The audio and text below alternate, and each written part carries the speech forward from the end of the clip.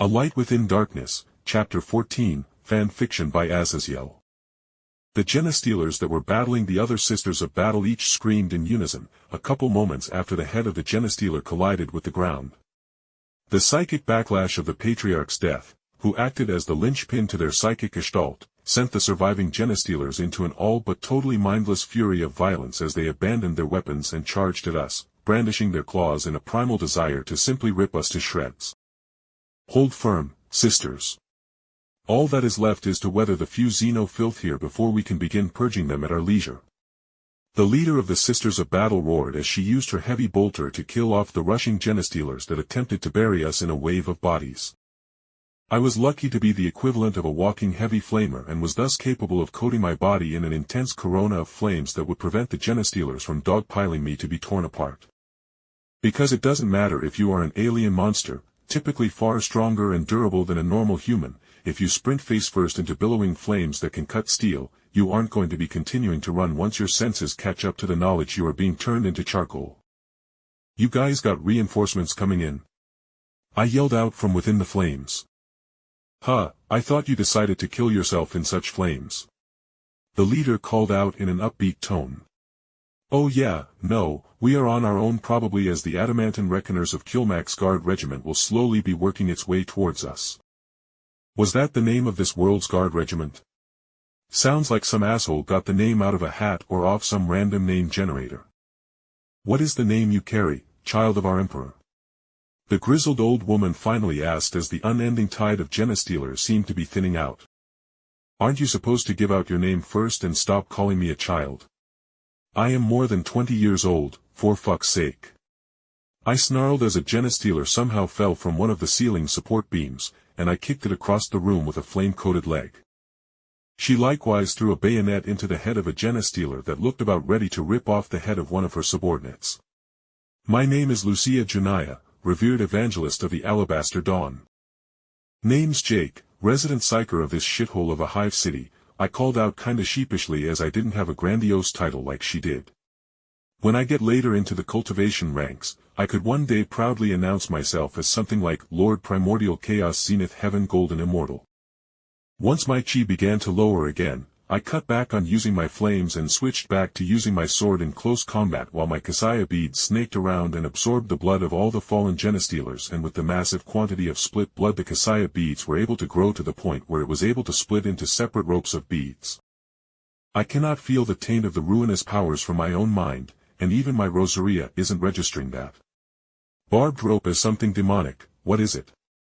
Lucia asked, obviously off-put by the semi-sentient Kasaya beads that had gorged themselves on the blood of the fallen and were proactively killing off the Genestealers, giving us a good deal of breathing room. For a moment, I considered not explaining and telling to simply mind her business, but I knew how the Kasaya beads, in view of any church agent in the know about chaos demons, would be instantly considered an artifact of the blood god Khorne. I sighed and knew that it was in my best interest to explain my own view of the beads. You know of Wraithbone, correct? Well, when I first learned of my powers, one of the people who helped take care of me down here was a retired guardsman who survived their tour of duty and, more importantly, told me about his battles against some Eldari and the properties of the miracle material. Are you saying that you have managed to learn how to create crystallized warp energy that won't have corruptive properties? Lucia grunted incredulously.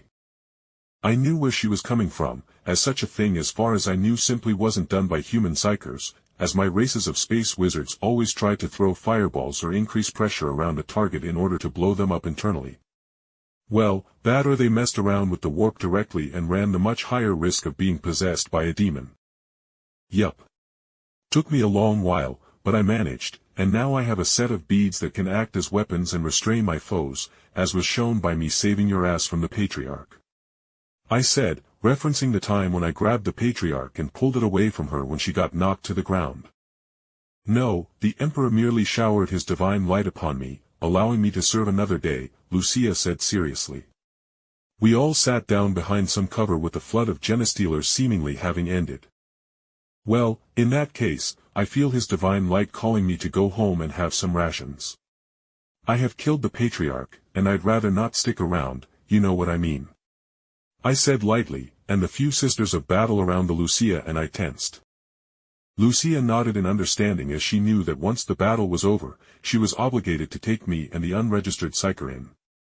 We will be hunting you down, kid. The information you have just received on how to make non-corrupted warp materials will see to this underhive being turned upside down to find you.